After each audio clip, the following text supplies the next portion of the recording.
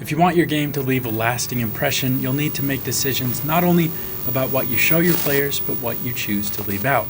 This video will give you the key to those decisions. There's a movement in entertainment we can call relentless stimulation. I'm referring to a trend where there's a constant bombardment of sensory input. Don't get me wrong, sometimes players just need a fast-burning casual game.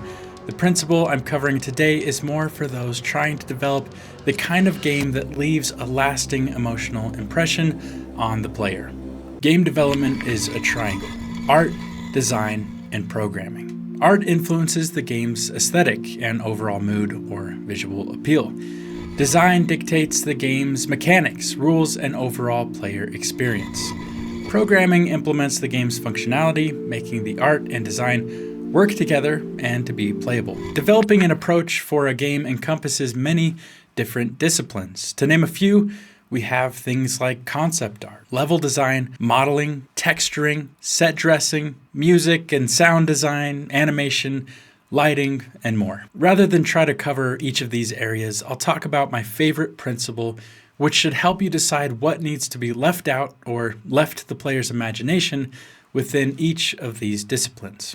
The principle is contrast. Contrast is a broad principle that affects every artistic discipline that I brought up. Let's talk about an obvious one first: contrast in lighting.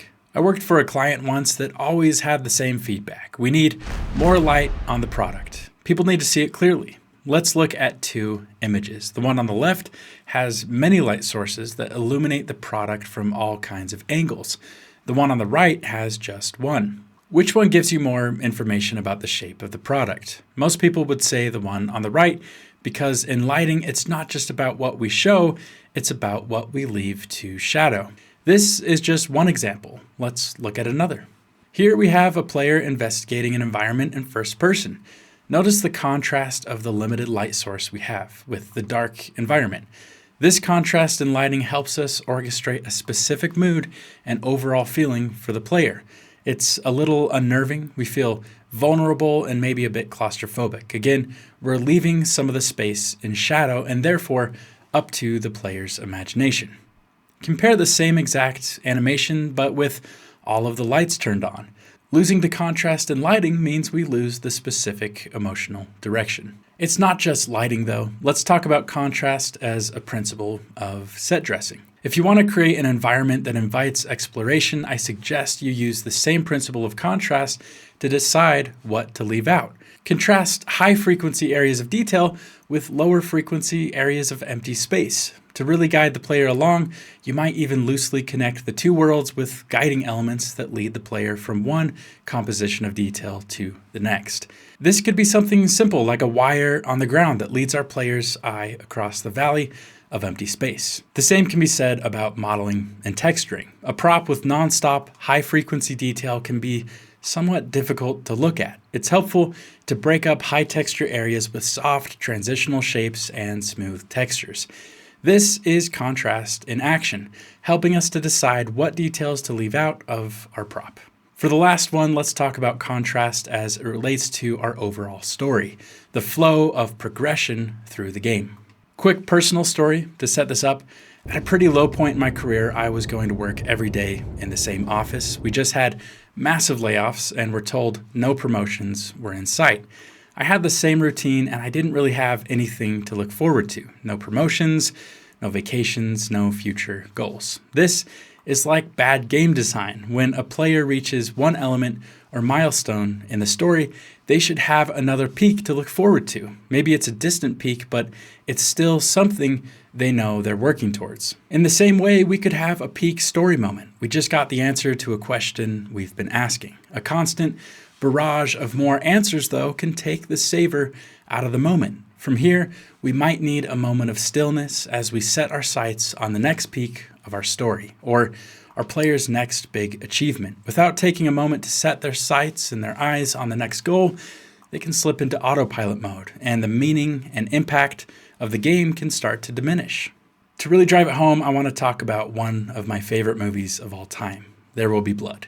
This film is so interesting to me because we have these long, drawn-out sequences where there's no dialogue. All we're doing is watching a man carry out his daily work which happens to be primarily digging holes. You might not think this is very exciting, but I think it carries along well enough with an engaging soundtrack and some interesting sequences.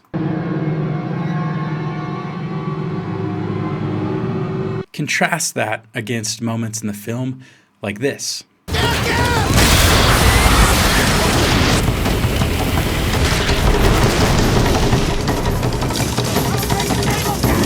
I think these moments are made 10 times more shocking and have a stronger presence because of the contrast against the slower, quieter sequences.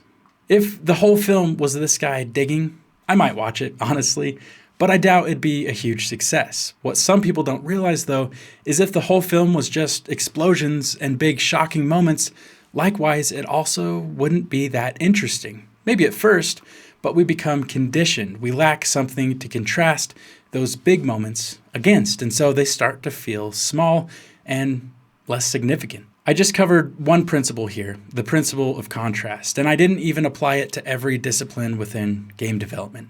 From here, it's up to you to decide how you can use this principle of contrast in your next project. Whether you're modeling, texturing, composing a soundtrack, or coming up with game mechanics, this principle is broad and can help you develop something not just relentlessly stimulating, but something with good pace that leaves breathing room for the player to connect on an emotional level with your game. If you liked this video, if you found it helpful, I don't really need you to subscribe here on YouTube. I mean, I appreciate it, but I find the number of subscribers I have here doesn't really impact a particular video's performance. I mean, I could be wrong, but if you want to support the channel in a significant way, I suggest you check out the website I built from scratch, offworlddepot.com. It's kind of the catch-all for everything I'm working on. Support me there with a single subscription. I try to keep the price fair for what you get, and I'll give you access to everything I have. Props, textures, trainings, behind-the-scenes content. You also support other artists creating props for the library, as well as our small productions, like our first full game project called Mirage Bluffs, which you can learn more about and get involved with for free in the description. I understand the last thing some of you want is another subscription, so the majority of my trainings are free. But I'd appreciate if you consider supporting. I'm giving myself about a year of runway on this project, and if I can make it profitable for my time within that year, I'll keep making videos weekly. I don't need the whole world to subscribe, but if just a small percentage of you listening right now went over and checked out the site, it'd make this financially a lot more feasible for me so we can keep going. Thanks, and I'll see you in next week's video.